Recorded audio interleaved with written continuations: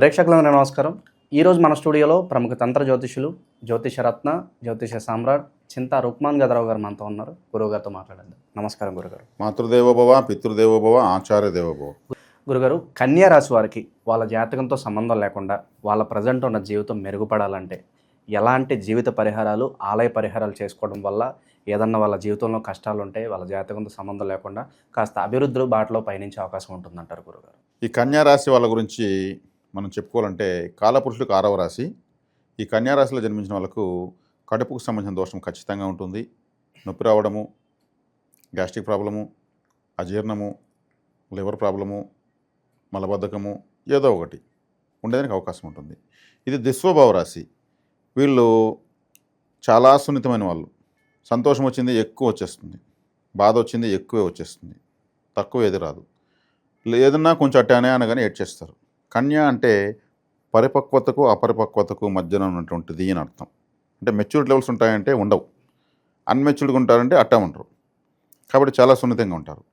ఉత్తరా నక్షత్రంతో ఈ రాశి స్టార్ట్ అవుతుంది. ఉత్తర సూర్యగ్రహానికి ప్రారంభమే సూర్యుడిది. కాబట్టి వీళ్ళ ప్రిస్టేజ్ చాలా ఎక్కువ. ఈ రాశిలో అమ్మాయిలు పుడితే తండ్రి సైడ్ అంటే అమ్మగారి కుటుంబం నుంచి వీళ్ళకి కొన్ని సమస్యలు ఖచ్చితంగా ఉండే తీరుతాయి. కాబట్టి వీళ్ళు పౌరుషానికి ప్రాధాన్యత ఎక్కువ ఇస్తారు. అదేవిధంగా తాము తప్పు చేసినా ఒప్పుకుంటారు, నా తప్పు అని. ఎదుటి వాళ్ళు తప్పు చేసినా ఒప్పుకోరు, నీ తప్పు గట్టిగా పట్టుకుంటారు. అది అద్భుతమైనటువంటి క్వాలిటీ. ఈ కన్యా రాశి దిస్వభావ రాశి కాబట్టి ఎక్కువగా పొగడ్తలకు పొంగిపోతారు. సూర్యునికి సంబంధించిన రాశితో నక్షత్రంతో ప్రారంభమవుతుంది కాబట్టి ఈ రాశి వాళ్ళు ఎక్కువ సందర్భాల్లో ఇతరుల కోసం, ఇతరుల అవసరాల కోసం బలైపోతారు. అంటే సూర్యుడు కాబట్టి పొగిడితే చాలు వీళ్ళు హామీలు ఇచ్చేస్తారు, నేనున్నా నీకు ఎందుకనేసి. ఆ దాంట్లో వీళ్ళు బోల్తా కొడేస్తారు.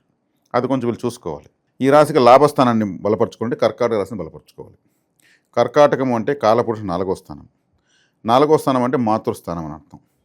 కాబట్టి వీళ్ళకు ఈ కర్కాటక రాశికి సంబంధించి యాక్టివేషన్ ఎలా చేసుకోవాలంటే, కర్కాటకంలో నడి నక్షత్రము అంటే మధ్య నక్షత్రము, వీళ్ళకు పునర్వసు, పుష్యమి నక్షత్రం. పుష్యమి నక్షత్రాన్ని వీళ్ళు బలపరచుకోవాలి. పుష్యమి అంటే చెప్పాలంటే అది సిద్ధ గురువుల క్షేత్రం, సిద్ధ మండలం అని చెప్తారు. పుష్యమి నక్షత్రంలో గురువే బృహస్పతి గురువు జన్మించాడు. పుష్యమి నక్షత్రం అంటే తల్లి యొక్క గర్భ సంచి అని కూడా తెలియజేస్తారు. అందుకే మాతృస్థానము అది. అందుకే పుష్యమి నక్షత్రం గర్భసంచి కాబట్టే పుష్యమి నక్షత్రంలో గురువు ఉచ్చస్థితి పొందుతాడు. గురువు సంతానకారకుడు. మాతృగర్భము, మాతృస్థానము, సంతానకారకుడు గురువు పుష్యమి నక్షత్రంలో ఉచ్చస్థితి పొందుతాడు. కాబట్టి వీళ్ళు ఈ పుష్యమి నక్షత్రము అన్ని నక్షత్రాలు చాలా శుభస్కరమైన నక్షత్రం. ఒక వివాహం తప్ప అన్నీ చేస్తారు, దాంట్లో వివాహం మాత్రం చేయకూడదు. పునర్వసు పుష్యమి నక్షత్రంలో వివాహం చేయకూడదు. పునర్వసు నక్షత్రం, పుష్యమి నక్షత్రం. పుష్యమి, పునర్పు దోషము అంటారు, పునరపు దోషము అంటారు. ఇప్పుడు పునర్వసు నక్షత్రంలో వివాహం చేయకూడదు. పుష్యమి నక్షత్రం చేస్తే మళ్ళీ పునర్ అంటే మళ్ళీ అవుతుంది, పునఃప్రవేశం, పునర్దర్శనం అంటారు కదా. ఈ పునర్వసు పుష్యమి నక్షత్రాల్లో పెళ్ళిళ్ళు చేయకూడదు. చేస్తే మళ్ళీ అదే జరుగుతుంది, పునర్దర్శనం ఆ కార్యాన్ని చూస్తారు. కాబట్టి మిగతా అన్ని కార్యక్రమాలు చేయొచ్చు, అంత గొప్పది పుష్యమి నక్షత్రం. కాబట్టి వీళ్ళు సిద్ధ గురువులు అన్నాను కాబట్టి సిద్ధ గురువులు మొత్తం హిమాలయ గురువులు అందరూ ఉంటారు. ఒక 20, 30, 50 మంది ఉంటారు. ఒక ఫోటో ఉంటుంది, దాని తెచ్చి ఇంట్లో పెట్టుకోవచ్చు. 11వ స్థానానికి సంబంధించినటువంటి యాక్టివేషన్ చిత్రం అది.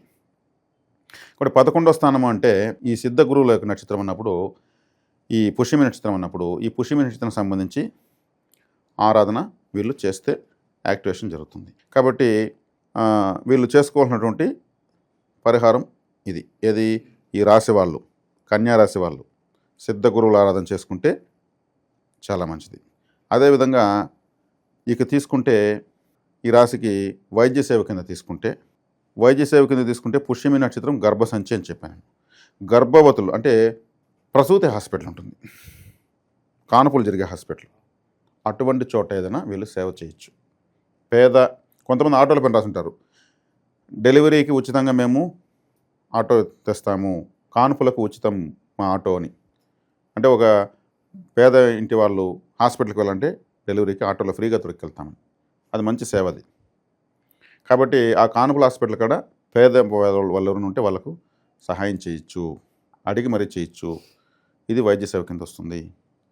అటువంటి హాస్పిటల్ కాడ ఏదైనా చంద్రుడు అంటే ఏమి, పాలు, పాల పదార్థాలు, ఫుడ్డు, వాటరు, కర్కట జలరాశి, ఫుడ్డు ఆడ దానం చేయొచ్చు. అదేవిధంగా తెల్లటి బట్టలు ఎవరు వేసుకుంటారు, నర్సులు, చంద్రుడిలాగా, చంద్రుడు రాశి అది, వాళ్ళకు కూడా ఏదైనా సేవ చేయొచ్చు, సహాయం కాదు, వాళ్ళందరికీ సహాయం చేస్తుంటారు వచ్చిన పేషెంట్లను తీసుకొని. కాబట్టి ఈ కారకత్వాలు చేసుకోవడం వల్ల కన్యారాశి వాళ్ళకి లాభస్థానం యాక్టివేట్ అవుతుంది. అన్నదానము, సిద్ధగురుల ఫోటో పెట్టుకోవడము, గర్భిణీ స్త్రీలకు డెలివరీ అయిన తర్వాత కూడా పేద ఇంటి వాళ్ళకు, చిన్న బిడ్డ తల్లకు కూడా మనం సేవ చేయొచ్చు, సహాయం చేయొచ్చు. ఇది దీనివల్ల 11వ స్థానం యాక్టివేట్ అవుతుంది. ఇక ఈ రాశిలో ప్రారంభమైన ఉత్తర నక్షత్రానికి 6వ నక్షత్రం అంటే సాధన తార. ఉత్తర, హస్త, చిత్త, స్వాతి, విశాఖ, అనురాధ నక్షత్రం. అనురాధ నక్షత్రాన్ని వీళ్ళు బలపరచుకోవాలి, అనురాధ ఫాలో అవ్వాలి. అనురాధ నక్షత్రం సాధన తార కూడా అనురాధ నక్షత్రం రోజు మీరు ఏమన్నా చేసుకోవచ్చు. అనురాధ నక్షత్రం అంటే తామర పువ్వు. తామర పువ్వు ఎక్కడ పుడుతుంది, బురదలోనే పుడుతుంది. నేనేం చెప్పాను, అనురాధ నక్షత్రం అంటే ఇంతకుముందు వీడియోలో డ్రైనేజీ, సెప్టిక్ ట్యాంకు, బాత్రూము, అశుద్ధము అని చెప్పాను. తామర పువ్వు కూడా అశుద్ధంలోనే పుడుతుంది, కానీ దాని సృష్టికర్త బ్రహ్మదేవుడు కూర్చుంటాడు. కాబట్టి తామర పుష్పంలో ఉన్న దేవతలు సరస్వతీదేవి, లక్ష్మీదేవి, బ్రహ్మదేవులు లాంటి ఫోటోలు వీళ్ళు ఆరాధించవచ్చు. అనురాధ నక్షత్రం రోజు వీళ్ళు ఏ ముఖ్యమైన పనిని చేసుకోవచ్చు.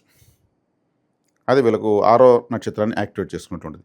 అదేవిధంగా వీళ్ళ ఇంట్లో బాత్రూమ్ వీళ్ళే శుభ్రం చేయొచ్చు. 6వ నక్షత్రాన్ని వీళ్ళే శుభ్రం చేసినట్టే. లెటిన్ బేషన్ నీట్గా ఫినాయిల్ యాసిడ్ వేసి క్లీన్ చేయొచ్చు. వీళ్ళు 6వ నక్షత్రం లెటిన్ బేషన్. అదేవిధంగా 6వ నక్షత్రం కాబట్టి ఫైల్స్, ఫిష్లా ఉన్నటువంటి వాళ్ళకి ఏదైనా వీళ్ళు హెల్ప్ చేయొచ్చు, మెడిసిన్స్ తీసివచ్చు. తర్వాత హస్త నక్షత్రం. హస్త నక్షత్రానికి 6వ నక్షత్రం ఏది, అనురాధ జ్యేష్ఠ నక్షత్రం. జ్యేష్ఠ నక్షత్రం అంటే ఇంద్రుడు, దేవేంద్రుడు దానికి అధిపతి. జ్యేష్ఠ నక్షత్రం అంటే వర్షము. కాబట్టి వీళ్ళు వర్షంలో తడవచ్చు, హ్యాపీ. వీళ్ళకు 6వ నక్షత్రం యాక్టివేట్ అవుతుంది. జ్యేష్ఠాదేవిని ఆరాధించవచ్చు. ఇప్పుడు హైదరాబాద్లో అయితే పెద్దమ్మ తల్లి జ్యేష్ఠాదేవి అంటే. అదే తమిళనాడు కంచి దగ్గర జ్యేష్ఠాదేవి ఆలయం ఉంది డైరెక్ట్గా, కొన్ని వేల సంవత్సరాల ముందు కట్టిన ఆలయం అది. స్వయంగా జ్యేష్ఠాదేవి వెలిసిన ఆలయం. జ్యేష్ఠ నక్షత్రం రోజు జ్యేష్ఠాదేవి ఆలయానికి వెళ్ళి చక్కగా దర్శనం చేసుకుని వస్తే అక్కడ కూర్చొని వస్తే చాలు, దీపాలు పెడేసి చక్కగా 6వ నక్షత్రం యాక్టివేట్ అయిపోతుంది. అది 27 రోజులకు ఒకసారి వస్తుంది. చక్కగా టూర్ వెళ్ళినట్టు వెళ్ళి చక్కగా జ్యేష్ఠాదేవిని దర్శించుకొని రావచ్చు. జ్యేష్ఠ నక్షత్రంలో ఏదైనా ముఖ్యమైన పని చేసుకోవచ్చు. తర్వాత చిత్తా నక్షత్రం. చిత్తా నక్షత్రానికి మూల నక్షత్రం సాధన తార. విఘ్నేశ్వర ఆరాధన ఎక్కువ చేసుకోవచ్చు. వినాయకుడికి ఏది నైవేద్యమైనా పెట్టి ఆరాధించవచ్చు. మూల నక్షత్రంలో ఏ పనైనా చేసుకోవచ్చు, సక్సెస్లోకి వీళ్ళు వెళ్ళిపోతారు. తర్వాత ఉత్తర నక్షత్రం వాళ్ళు, వీళ్ళకు ఫేవరెట్ అయినటువంటి గురువు, చంద్రుడు, అదేవిధంగా కుజుడు, వీళ్ళకి సంబంధించిన రంగులు, సంఖ్యలు వీళ్ళు వాడుకోవచ్చు. అంటే 7, 9, 3, 1 ఈ నెంబర్ని వీళ్ళు ఫాలో కావచ్చు. ఆరెంజు, రెడ్ రిలేటెడ్ చిత్రవర్ణాలు కలిగినటువంటి దుస్తులు, ఎల్లో రిలేటెడ్ దుస్తులు, రంగులు వాడుకోవచ్చు. తర్వాత హస్త నక్షత్రం వాళ్ళు. హస్త నక్షత్రం వాళ్ళు కూడా గురువర్గానికి సంబంధించిన నక్షత్రం కాబట్టి రవికి సంబంధించిన 1వ నెంబరు ఆరెంజ్ కలరు, కేతువుకి సంబంధించిన చిత్రవర్ణాలు 9వ నెంబరు, కుజుడికి సంబంధించినటువంటి 7వ నెంబరు రెడ్ రిలేటెడ్ కలర్సు, గురువుకు సంబంధించినటువంటి yellow related, cream, white related వీళ్ళు వాడుకోవచ్చు. ఆ నెంబర్లు అవి వాడుకోవచ్చు. హస్తపోతం అంటే చిత్తా నక్షత్రం వస్తుంది. ఉత్తర, హస్త, చిత్త. ఈ చిత్తా నక్షత్రం వల్ల మళ్ళీ సేమ్ ఈ రవి, గురు, చంద్ర రంగులు, నంబర్లు వాడుకోవచ్చు. ప్రత్యేకంగా చెప్పాలని కూడా మళ్ళీ అర్థం ఇప్పుడే చెప్పేస్తాను. అంటే ఉత్తర నక్షత్రము రవిది, హస్త నక్షత్రం చంద్రుడిది, చిత్తా నక్షత్రం కుజుడిది. ఈ కన్యారాశిలో మాత్రం ఒకే వర్గానికి చెందిన గ్రహ నక్షత్రాలు వచ్చాయన్నమాట. ఈ విధంగా వీళ్ళు లాభస్థానాన్ని ఇటు 6వ నక్షత్రాన్ని బలపరుచుకుంటూ ఉంటే రెండు వైపులా యాక్టివేషన్ జరుగుతూ ఉంటుంది. చేసే పనులు ప్రారంభం సక్సెస్ అవుతుంటాయి, లాభాలు వస్తుంటాయి. అంటే 6, 11 అనేటువంటి కాంబినేషన్లో మనం వీడియోలు చేస్తున్నాం. ఇప్పుడు ఈ విధంగా చెప్తూ వస్తే వ్యక్తిగత జాతకంలో ఇదే నక్షత్రాలు వీళ్ళకి వైనాశికం కానీ, నిర్జీవం కానీ, బాధకాధిపతిగా కానీ, తిథిశూన్యంగా కానీ వచ్చుంటే ఫలితాలు రావు. ఇది జాతకాల సంబంధం లేకుండా చెప్తున్నాం. వ్యక్తిగత జాతకం సపరేట్, ఇదే నక్షత్రాల వ్యతిరేకం కావచ్చు, అది వాళ్ళ పుట్టిన టైం ప్రకారం. దాన్ని మనం ఏం చేయాలి, వ్యక్తిగతంగా వాళ్ళ జాతకం చూపించుకుంటే అప్పుడు మార్కింగ్ వేస్తాం. దానికి వేరే పరిహారాలు చెప్పడం జరుగుతుంది. ఇది కన్యారాశి వాళ్ళు చేసుకోవాల్సింది. కన్యారాశి వాళ్ళు ఓవరాల్గా వీళ్ళ జాతకంతో సంబంధం లేకుండా ఆలయ పరిహారాలు కావచ్చు, జీవిత పరిహారాలు కావచ్చు, మీ మాటల్లో అద్భుతంగా వివరించారు. ధన్యవాదాలు. ధన్యవాదాలు.